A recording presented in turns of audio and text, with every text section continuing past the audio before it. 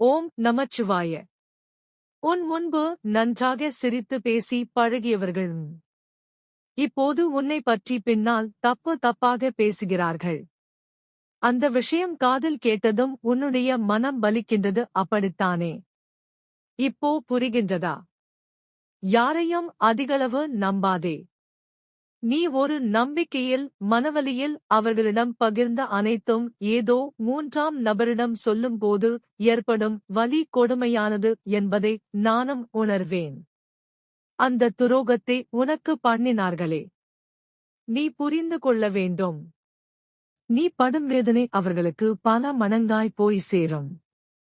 அதற்காக நீ மனம் வருந்தாதே. எதனையும் ஒரு பாடமாக கற்றுக்கொள். யாரிடமும் இனி எந்த ஒரு பிரச்சனையையும் பகிராதே. ஏன் எனில் சில பொழுதுகளில் எல்லோரையும் நம்பி விடுகிறாய். அந்த நம்பிக்கையை கூட உடைத்து எரிந்துவிட்டு செல்கின்றார்களே, அவர்கள் மேல்தான் தப்பு.